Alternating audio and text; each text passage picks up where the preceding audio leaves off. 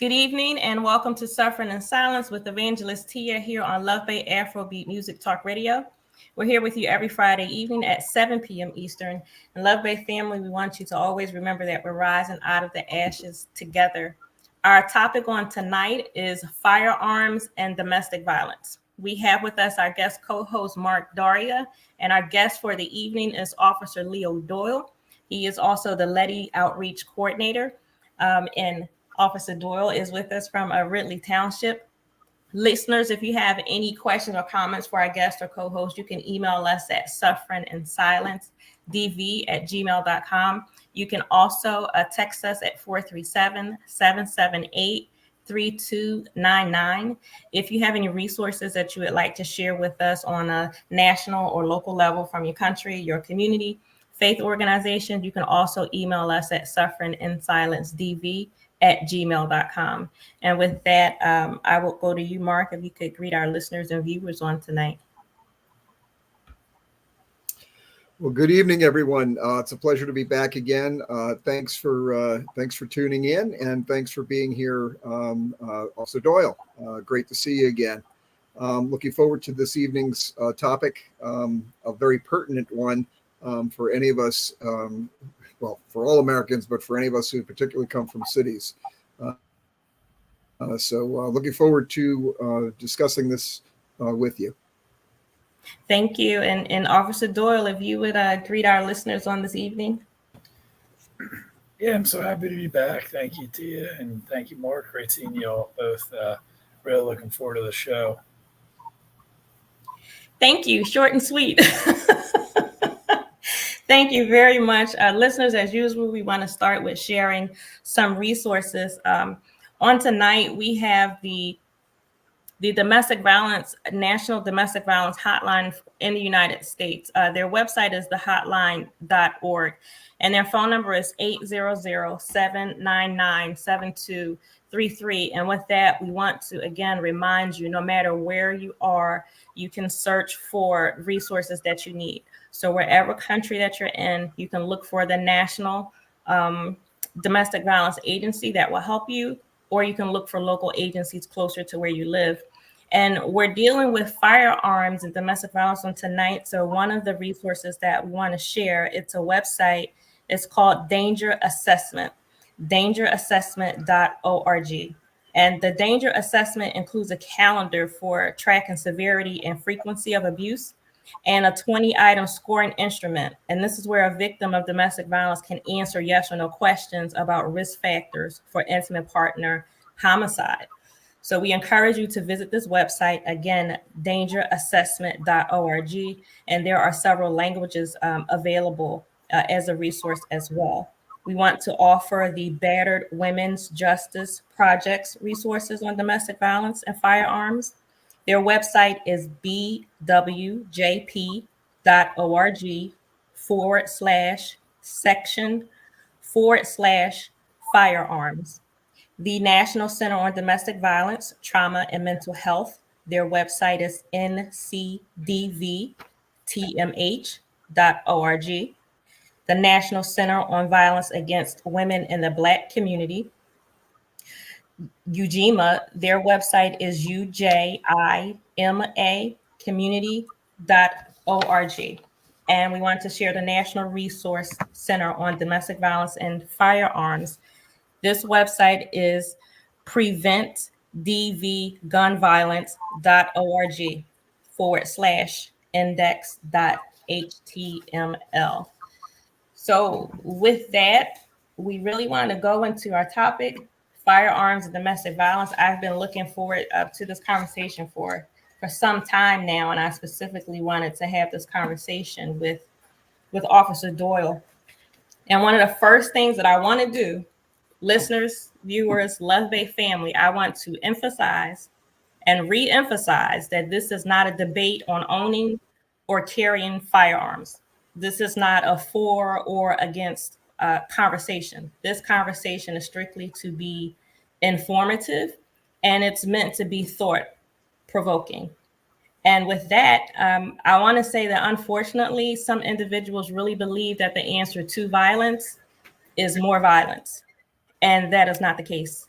It's not the case, and a person can make some really, really bad choices out of fear.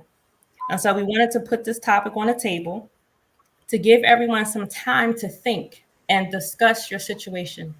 Whatever situation that you may be in, you know what's going on, and you know what you need to do, what you have to do for yourself.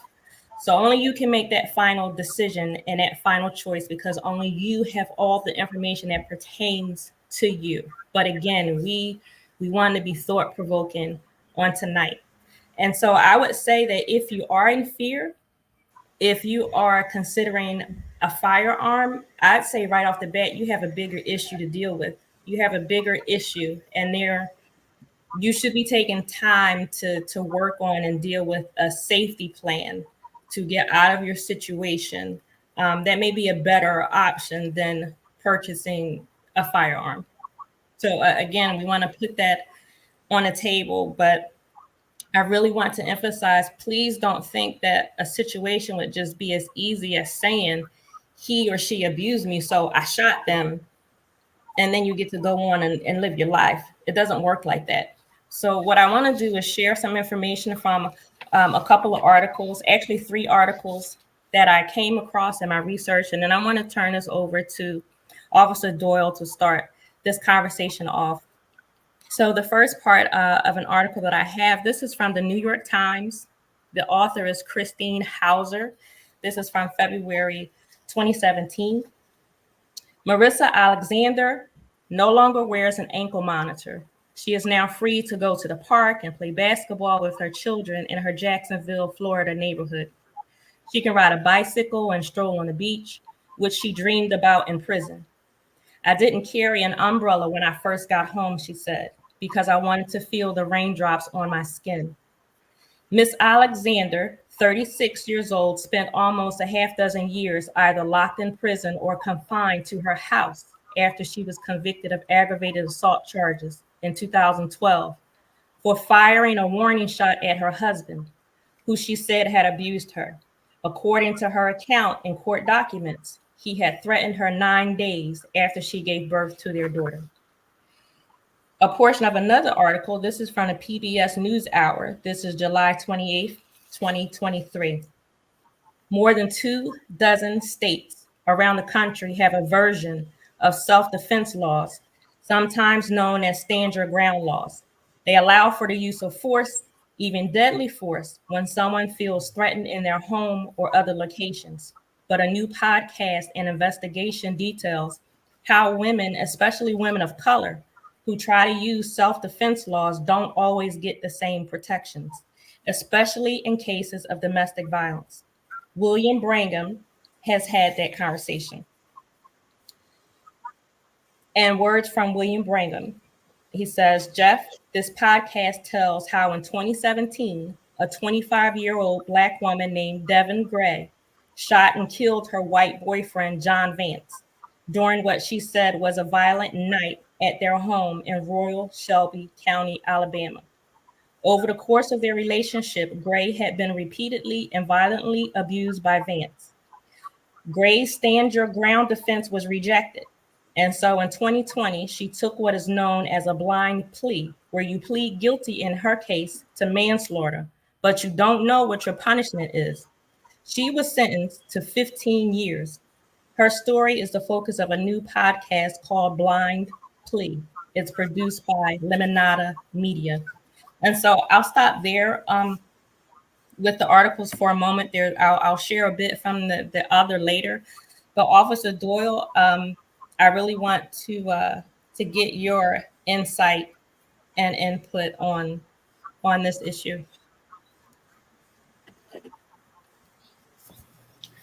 Yeah, so the domestic violence is some of the hardest calls that we go to, as police officers. Many times they're looked at as the most dangerous calls we go to. I've been a police officer for 15 years in Delaware County, Pennsylvania. And typically they're very emotionally charged.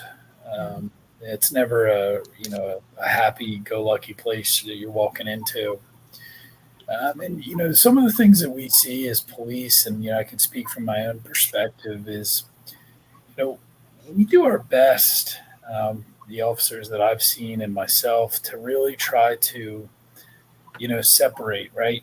Tia, you'd mentioned, if you're looking to purchase a firearm, right? What other, and I thought you put that really well, what other levels have you gone to, right?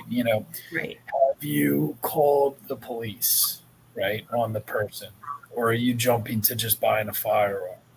Have you followed through, with the police, like filled out a written statement and pressed charges, gotten a protection from abuse order, which is a PFA in Pennsylvania, which is our restraining order?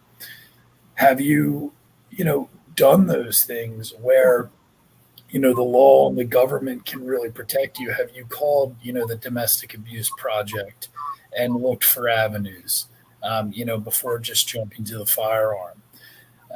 So I'll toss it back to you, I guess, because I don't want to go on and on, but that's like from the start, from the outset, kind of like what we at the ground floor are doing. When the police are there, you're safe. It's like you could run and hide behind us and tell us you're scared and you need help. And it's our job, and our duty to really provide that in that moment and to protect you. There are stories, right, where, Mm-hmm. Of course, the 1% story that is such a headline, like, police do nothing and something bad happens, right? But, 99% of the time, we're there. We could drive you to a hotel. We could, do whatever to get you out of the situation, take you to the police station while family and friends come. There's all types of avenues in those moments before just going and purchasing a gun. Yes, and it's I think what I really want to emphasize is that a gun is not the answer.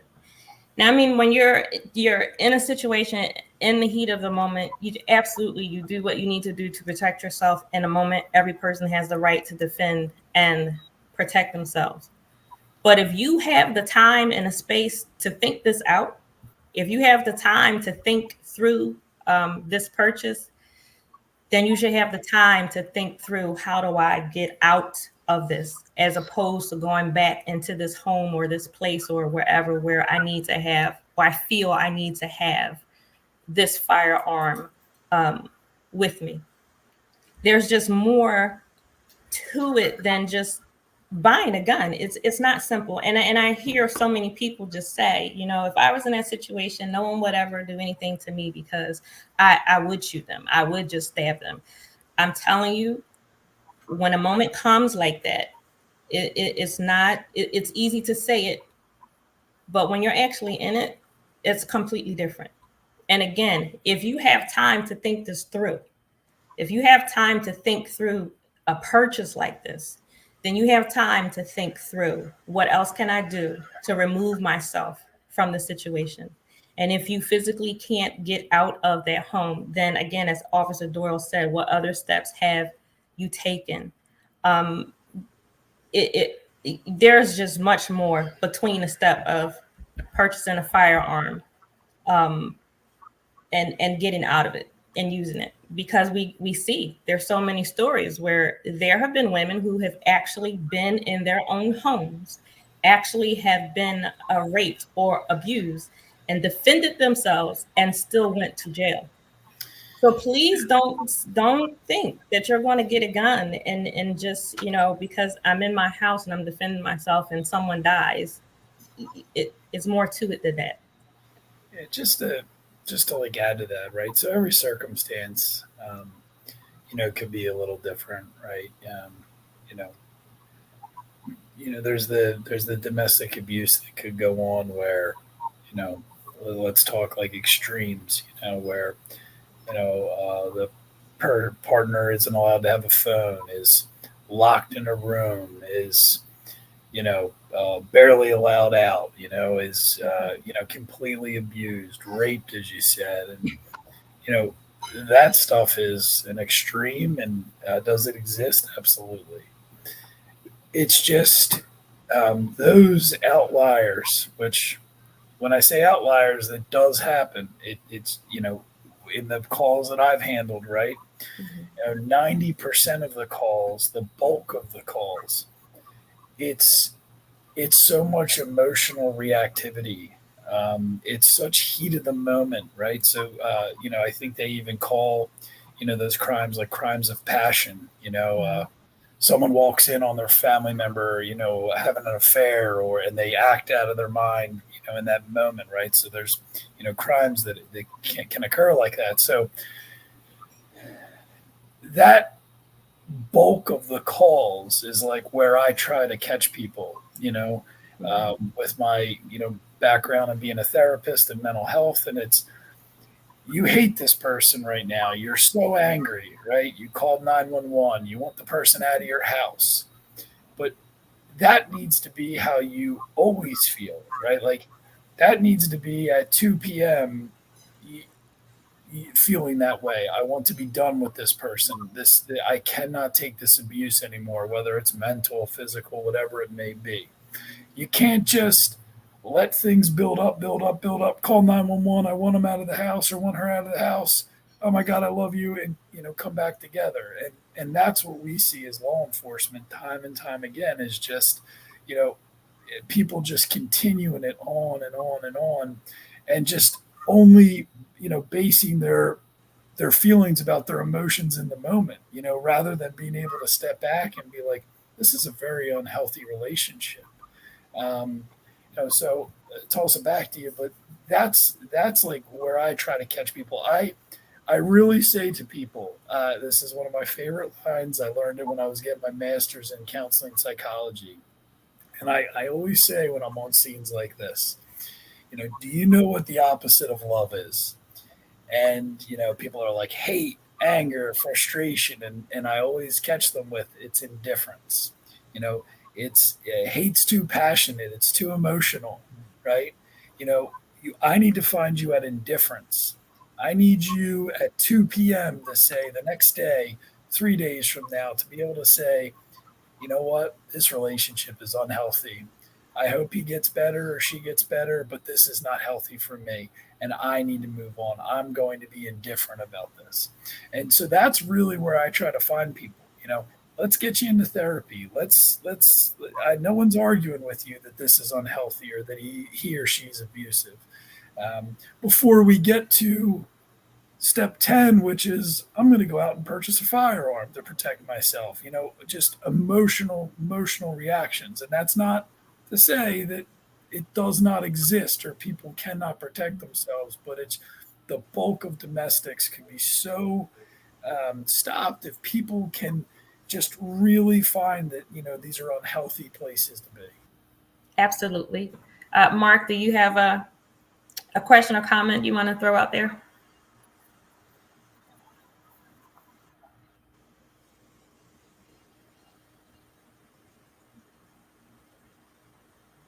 Mark?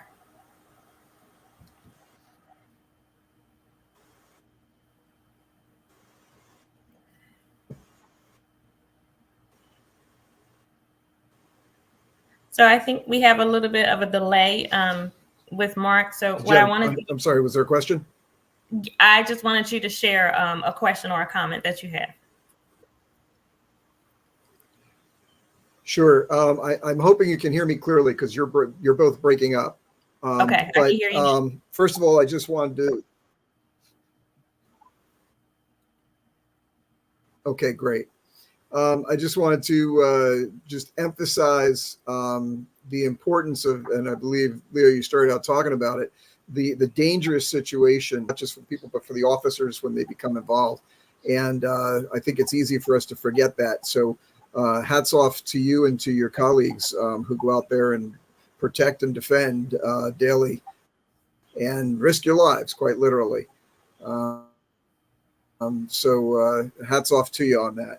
I got to say, we went in a direction I wasn't expecting with with Tia's point about the victim becoming the person who actually can inflict the violence on the perpetrator. And it's a great point to consider. I think when I was doing some reading on this and prepping for this evening, I think one of the things that struck me is with all domestic violence, but looking at it from the aspect of the weapon involved, is just the conscious escalation that goes on from point to point. I know I read one place, and I don't remember the source now, but it was citing domestic violence homicide involved with a gun shooting. It was something along the order of 8 to 9 visits from police in the prior 3 years.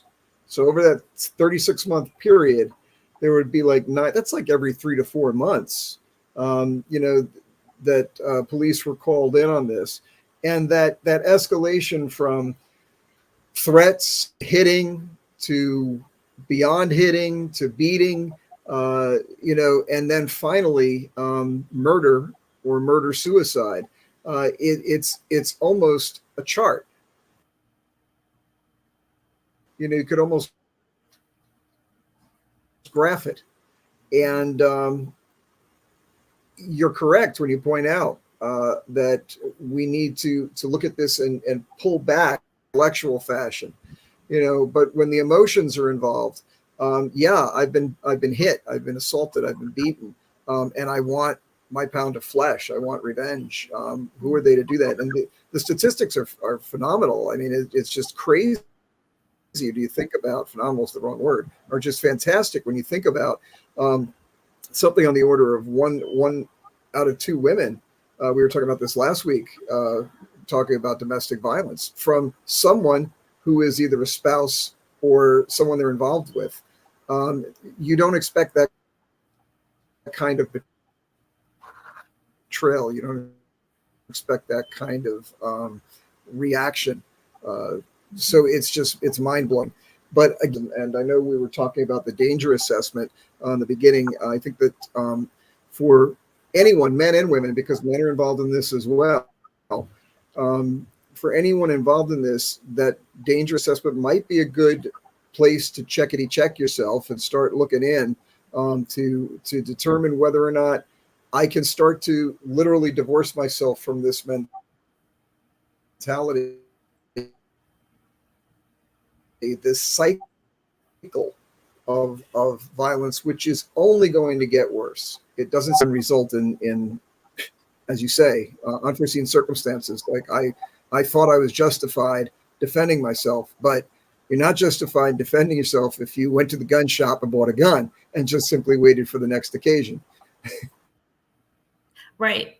And Mark, I'm glad that you said that and said it that way, because that is something that I want to truly emphasize. Yes. So pretty intense. So I do believe that a perfect resource for this Sorry, evening, I lost you. I was just saying that I believe that a perfect resource for this evening is the danger assessment website, which again is dangerassessment.org. That assessment is available in different languages. Yes. But Mark, I think you made a beautiful point. You cannot have the time and space to step away and you go and you make a plan. You have this firearm, and just to go back into the same situation, it doesn't work that way. And I really want to stress that, because I've had countless conversations with individuals. It does not work like that. If you have a chance to get out, if you have a chance to get away, if you have a chance to move away, then you do that. You take that. I understand situations where your options are gone, but when you get into making a plan, that's premeditation, and it's a problem. Even individuals who there wasn't premeditation involved, there are still victims who are suffering because they defended themselves and the law did not work for them in the way that they believed. With that, I want to share a bit from another article, which this is from the New Yorker. This was written by Elizabeth Flock, and this is from January 2020. The title is "How Far Can Abused Women Go to Protect Themselves?" Fighting back against rapists and abusers is a valid legal defense, but women with persuasive self-defense claims continue to be charged with murder. In the past several decades, imprisonment of women in the United States has increased at a rate twice that of men. There are now some 230,000 women incarcerated. No national data exists on how many women imprisoned for violent crimes claimed that they were acting in self-defense, but a 2004 study by the Department of Justice, which surveyed 60 female inmates at a maximum security prison in the Southeast, found that nearly half of them said that they had acted in self-defense or retaliated in the wake of abuse. The women acted in response to being pushed, slapped, punched, beaten, choked, raped, or threatened with a weapon, the study's author wrote. Brittany Myers was convicted of manslaughter and sentenced to 20 years in 2013 after stabbing her husband, Timothy, outside Mobile. She said that Timothy had been abusive since returning from Iraq, where he had served as a member of the Alabama National Guard. According to Myers, Timothy attempted to strangle her to death while she was holding their son. After receiving her sentence, she told a local TV station, "I guess in the state of Alabama, it's illegal to defend yourself." Myers later filed a petition for post-conviction relief, arguing that her counsel had been ineffective in failing to let her testify and that the prosecution had neglected to hand over photographs of the injuries she had sustained before the stabbing, including wounds to her chest, throat, ankle, and head. Her petition was denied. So I say again, if you have in your mind, I am going to purchase a firearm or I'm going to have a weapon or whatever, and your sole thought is my defense is going to be stand your ground or self-defense, please look for another way. Please look through, find resources that can help you get out of your situation, because staying and waiting for the next event to happen and your thought is I'm just going to defend myself and it's going to be okay, please don't do that, because it may not turn out the way that you think. And I'm speaking as a woman and I'm speaking as an African American. The numbers are different for women and the numbers are different for African Americans in the United States when it comes to dealing with violence, when it comes to dealing with the judicial system. So please really think. I myself, I do have firearms, but I didn't choose to get firearms as a defense mechanism. And I actually did not have my firearms until I left my ex-husband. It was just something, it was a personal goal for me. It was something that I wanted to do. I wanted to learn how to use them. And my firearms are in a safe. I have a gun safe. And you can only open my safe with, you can use a key, a combination, a number combination, or by fingerprint. So even if my children found that box, they can't open it. And so that's another issue you have to consider. Are there children in the house, or is there anyone in the house who can get to this firearm that you want to have or that you do have? Now, my adult children and my minor child, they know that I have the firearms. My grandchildren, they knew that I have the firearms. As a matter of fact, when I got them, I let them handle my weapons. I showed them to them. They were unloaded, but I showed them my weapons. I wanted them to see. I wanted them to know. I wanted them to understand. These are real. These are mine. They're not toys. They're not to be played with.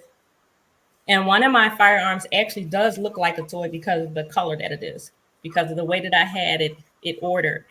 But in my case, they were fascinated for a couple of hours and then it was over. The thrill was gone. I put my firearms away and they never talked about it again. But I know how to handle my children, my adults and my minor. I know how I needed to get through that process with them, just like your children.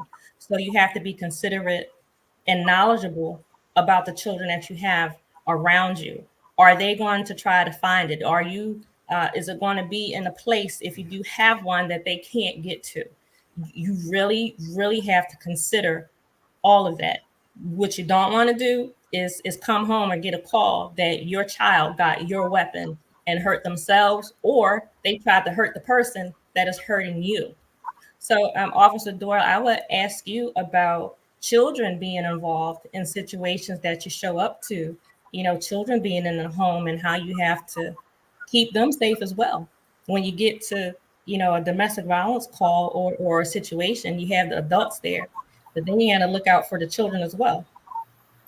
Yeah, yeah. So, well, Mark kind of commented on it. It's such a volatile situation when you're going to, true domestic violence calls. I can't say I have been to a few domestic violence calls where firearms have been present. One in fact where there was a deceased where the end by the female was killed by a firearm. But as a therapist, one of the biggest things in a police officer is the children of the call. When you're a police officer and you're hired, my town's about 35,000 people. I'm going to see these kids for my 25-year career. So I get to answer the domestic violence calls where I see a 5-year-old crying when dad beat up mom. And, 10 years later, I'll be, 10, 15 years in my career, and that child will be 15 years old. And it's always hard to see. It's one of the biggest things we do as police officers is domestic violence calls. Typically is at least 2 police officers are there for a couple of reasons. Officer safety, but being able to separate, right? Mm-hmm. Hey, mom, come on over here. Dad, come on over here. Let's get the kids away from this. Let's try to start cooling off the situation.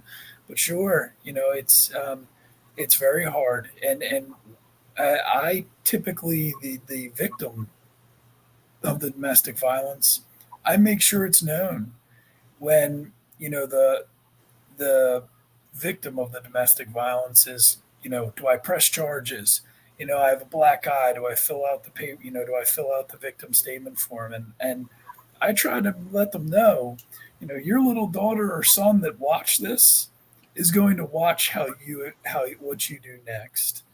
Are you going to accept this? Are you going to let your child know that daddy or mommy made a mistake here and it's okay, just this one time? Because that's going to be a very impactful moment. That's going to be a core memory for them of how their parent handled, being abused. And I wanted to say one more thing before I throw it back to you. I really like this phrase called love bombing. I learned it from another therapist I work with.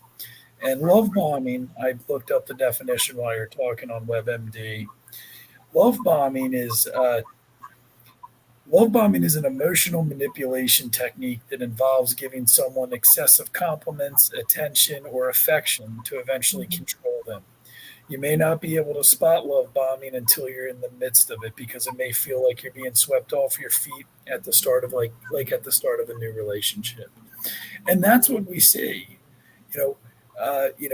Boyfriend beats up girlfriend and then has a new leased car in the driveway and everything's okay, or and so that's what we're up against in law enforcement, dealing with 10, 15 domestic violence calls, kids watching the violence happen, trying to catch mom, usually mom being the victim, of the violence for the most part from what we've seen.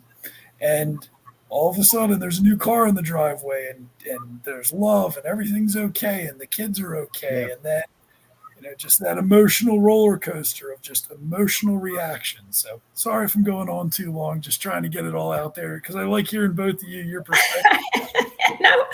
No, we enjoy hearing you as well. I mean, Mark, do you have a question or comment you want to throw in there? Well, no, I mean, and on a lot of these topics that we've covered, domestic violence, human trafficking, we see this same kind of behavior, and it's manipulation, and it's this playing someone. And making them feel guilty that they feel bad that they were beaten or they were abused or they were violated in some way. And it's not really me; it's really all your problem. And this is just a total Jedi mind trick, and we need to break that again, get out of that cycle. We need to people, because again, one of the master manipulation aspects is that the perpetrator will pull people away from other people, their family, their friends, people who can give them a kind of reality check and sociologically, economically, they just control every aspect of them. And so this is something that people have to say, trust your gut. If what starts with verbal abuse, and you can see it starts out with verbal abuse, and then it becomes a threat, and then the threat translates into physical violence, and physical violence escalates into beating, and then from a slap to a beating, then rape, and and it just keeps getting worse and worse, and yet somehow people keep finding their way back in part because of these. Oh well, I guess I'm overemphasizing. He lost his temper. He's stressed at work. And I'm saying he, it's not always he. It's sometimes it's the woman as well. But most occasions it's the man perpetrating.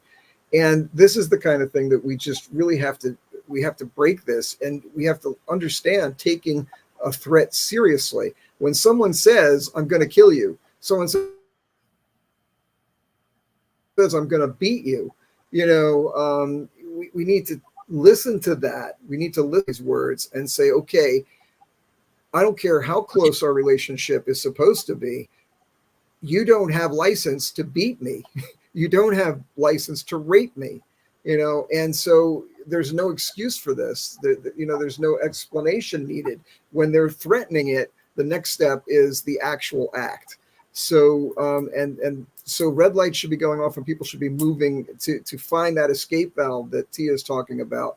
Long before it gets to that point. And sadly, that's not the case and often results in death. I did have, now that I've just gone on that long-winded diatribe, I do actually have a question. And Leo, you're in a pool that I know that own guns are responsible people and would never have, but the people that I know are law enforcement, military, that kind of thing.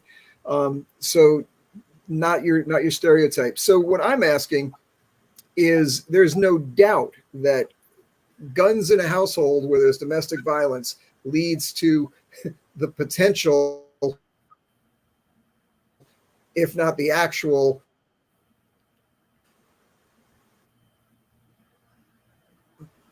use of the weapon. So that being on the spot, do you have any idea of how many of those weapons are legally registered versus illegal weapons?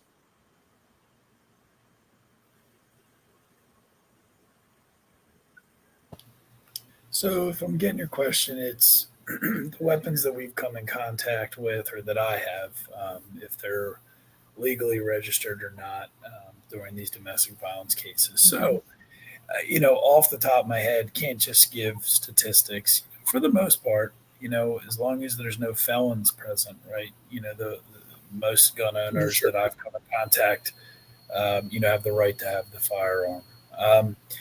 But this kind of goes with what I always just try to preach, right? So in Pennsylvania, if you have a PFA against you, right, and that's for mental abuse, physical abuse, an act of violence towards a partner, your guns get taken from you. Literally, it is a part of it. You have to sign every firearm that you own over to the police, and the sheriffs keep the weapons until the PFA is lifted. So there's I know being a police officer, sometimes it's like there are protections, there are things out there, and maybe your partner has a weapon that you're not familiar with, but for the most part, hey, my wife has an AR-15 and has a Glock pistol and has a Beretta pistol. He has 3 weapons. Okay, the police officer goes over, marks those 3 weapons. That person then can't purchase another weapon, can't be in a home with another weapon. So, there are protections during these calls. But Mark, to answer your question, I can't really say. For the most part, they're usually registered that I've come across, outside of the felon I might deal with. So I want to add on to what both of you said. Mark, you were mentioning earlier how an abuser or perpetrator will isolate his or her victim. That's fine. And again, I'm not trying to put you on the spot. Them were legal. So, and that speaks to the kind of environment,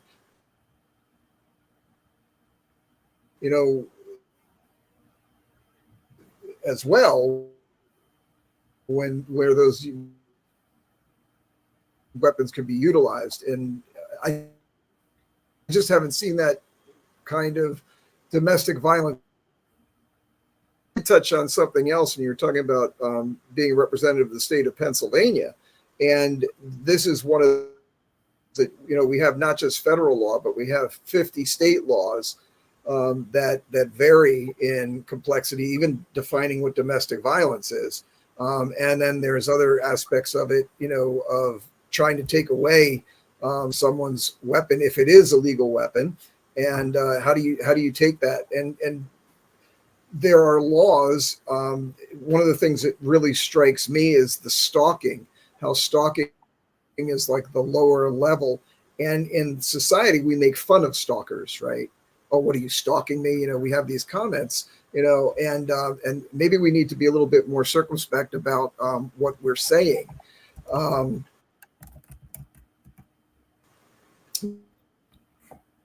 Because this is like the low level of the entry, if you will, into this kind of abuse and domestic violence taken away from them, even though this is proven that it leads to domestic violence and even worse down the road. So, and then of course, we're always balancing that with individual rights, right? We have a constitutional, the Second Amendment, where we have the right to bear arms. So how do you take that away from a person? Well, what justifies that? And you can't take it away from someone who hasn't done something. But does stalking mean they've done something? These are societal questions we really need to start to get our arms around. Mm-hmm. Well, Mark, again, more of a statement than a question to anyone. So, but I agree with your statements. I think you've asked some great questions. And just listening to you and Officer Doyle, what I wanted to say, I wanted to go back to your earlier statement, Mark, of being isolated, how individuals, an abuser or perpetrator can isolate the victim or survivor. And so you are in your mind making decisions by yourself, and you're making decisions out of fear. And so what I want to emphasize is that, so this is that conversation for whomever needs to hear it or see it. This is what we are doing for you, trying to bring you outside of your own mind, outside of that circle. You need to think, you need to talk, you need to work this out, because I am telling you, making decisions out of fear, making decisions because of what you think someone else is going to do, will not end up in a good place for you. So that's what we're trying to do on this evening. And then even to the aspect of whether a weapon has been registered or not registered, if it's legal or illegal, even making that decision in your mind. If you decide to have a firearm, you need to do it the right way. Don't borrow a gun from a friend. You need to do it the right way. If that is a decision that you have come through, if you went through the process, you need to make sure that you have done everything that you were supposed to do legally and where you live, because laws change from state to state. Laws change from country to country. So you need to make sure that you are abiding by the legal standards of where you are. And please do not make those decisions by yourself, with yourself in fear. This is a moment where you do need to be speaking to a family member or a friend or a counselor. This is a moment where you need to do all that you can to step outside of that circle and do as much as you can for yourself. Just conversations just like this. Can I Yes. just add to that? Yes. So Tia, I think like your point is just so incredible because as police, we're taught in every situation we go to, there's always a firearm present, right? And it's the firearm we're carrying. So, you think about this, like, let's say you're filled with, so much rage or emotion, or you're trying to protect yourself. If you have that firearm on you and you're not equipped, or ready to take a life, or you're having second guesses, and let's say you're on camera or whatever, and you're the person that has been abusing you all this time, and you try to pull the firearm on them, you point the firearm on them, and you don't pull the trigger. What's to say that the person couldn't pull the firearm off you and then use it against you? Yes, absolutely. So, and that's what they tell us as police, there's always a firearm present. So when you're bringing that into a situation, know that, you could be knocked unconscious, and have it taken off you, or, anyway, back to you. I am so glad that you said that, because that's what I'm really trying to emphasize. This is not a movie. This is not John Wick. Okay. You got a gun and go with both hands. You just blast, and then you can, you drop a clip with one hand. This is real. If you have a weapon, if you are not prepared to use it, if you're afraid to use it, or even if you think that you are ready, it can be taken away from you.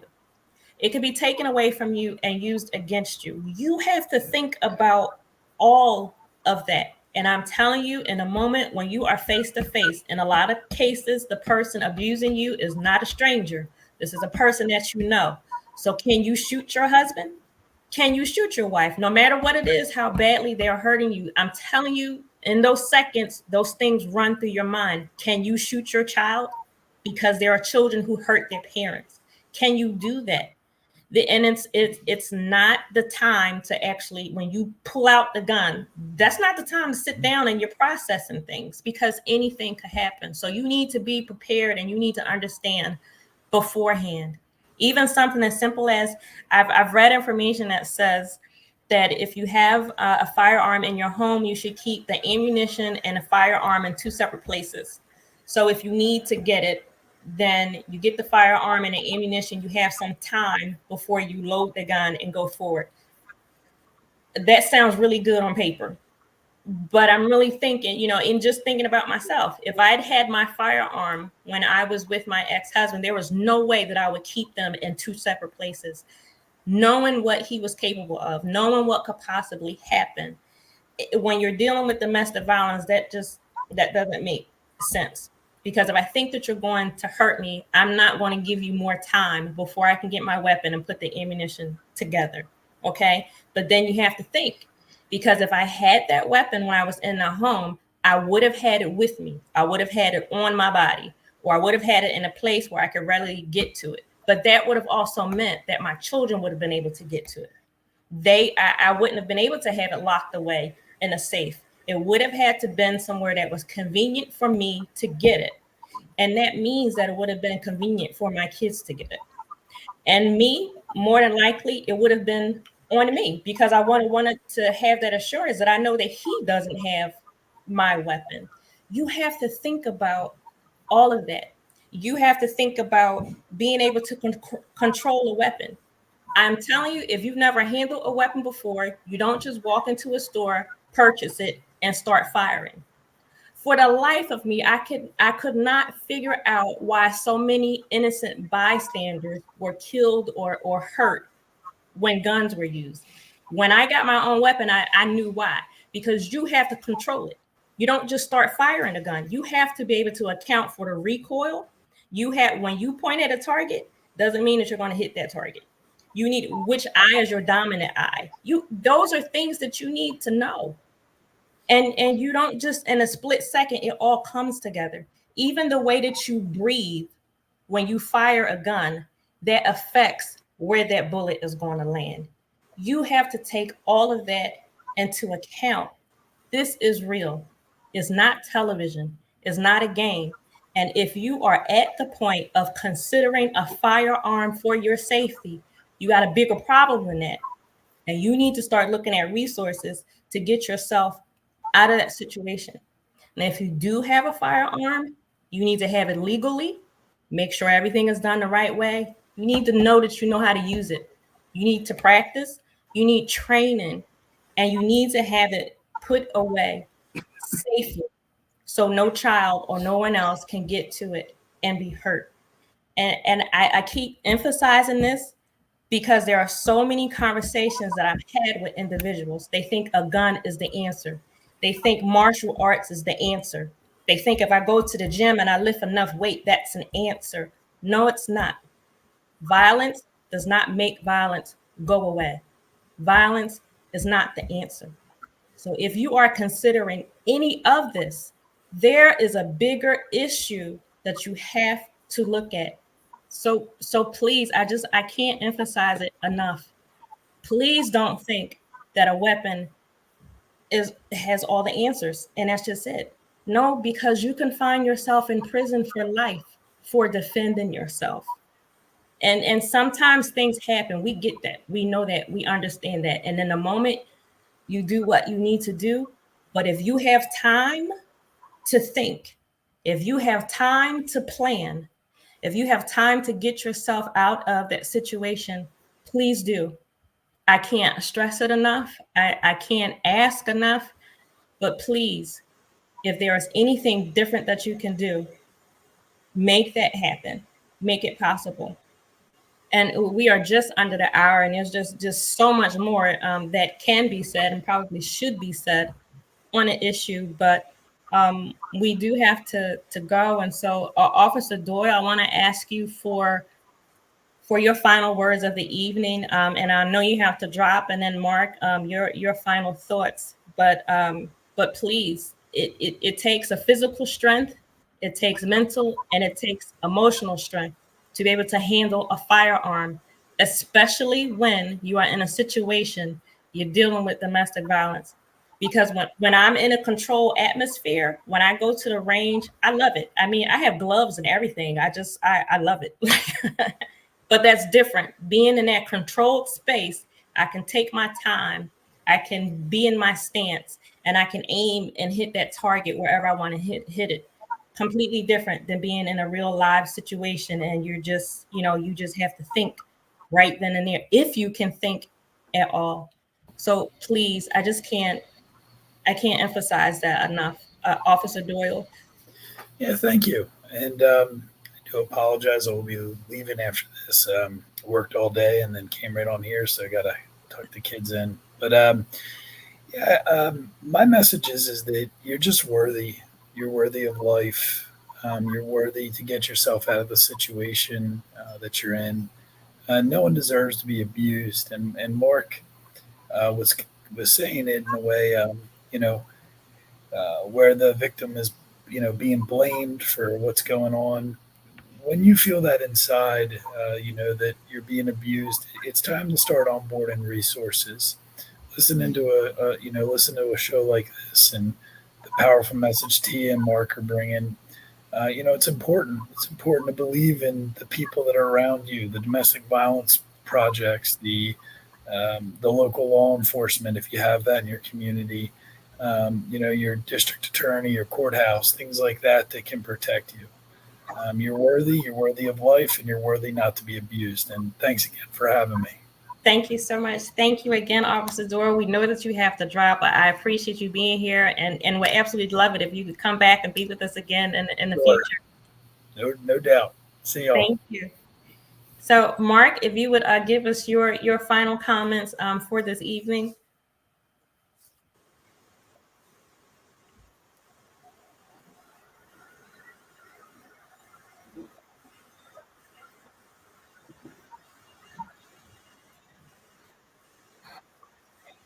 Mark, can you hear me? Okay. So with that, I thank you so much, Love Bay, for being here with us. Thank you, Mark, for being with us. Officer Doyle, I do believe that, this is a conversation that we should pick up on again. But just for the last time, Love Bay, please. I've always believed that if there was an issue that was on my mind, if it was on my heart, if it's a question that I have, if it's something that I'm thinking about, somebody else is thinking about this. And this has been on my heart for a very long time. So I believe that somebody needed to hear it. So somebody needs to be encouraged. Please think about what it is that you are doing. Please think about what it is that you are going to do. Take your time, speak to whomever you need to speak to. But again, I emphasize and I say a firearm is not the answer.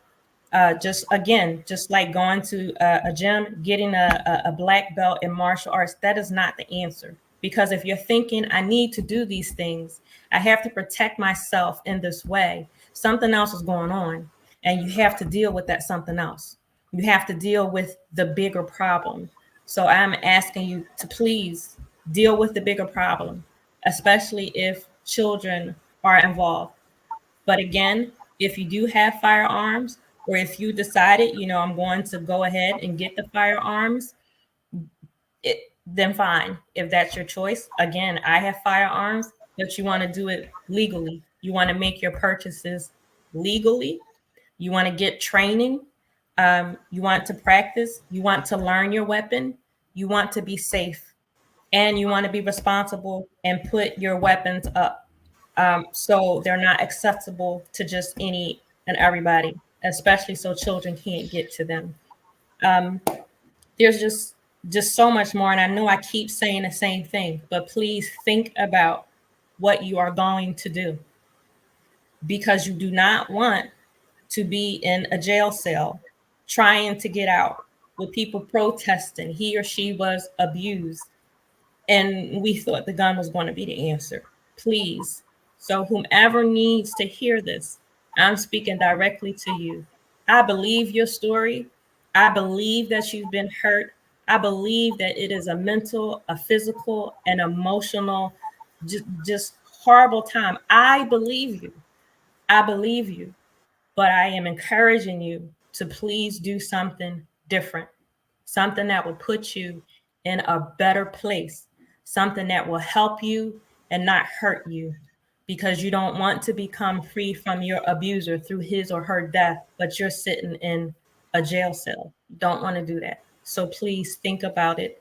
I love Bay. I love you. I wish and I hope the best for you. And again, I'm a person just like you all. I'm walking through this with you. I try to be as transparent as possible. But I know, had I had my firearm in that house, things would not have ended well for me, because I know he would have used that against me in some kind of way. He would have. Just as the point came when I started standing toe to toe, yelling back when I was yelled at, he told me, well, you're abusing me, because I didn't stand there and just take it anymore. So me having a weapon, that would have just magnified it. It would have made my situation worse than what it was. So please, please think about it. Think about it and do what's necessary for you. So, Love Bay, with that, if you want to catch up on previous episodes of our program, you can visit our YouTube channel, Suffering in Silence DV. We thank you so much for joining Suffering in Silence with Evangelist Tia here on Love Bay Afrobeat Music Talk Radio. We're here with you every Friday evening at 7 p.m. Eastern. Love Bay, we're rising out of the ashes together. Have a good evening.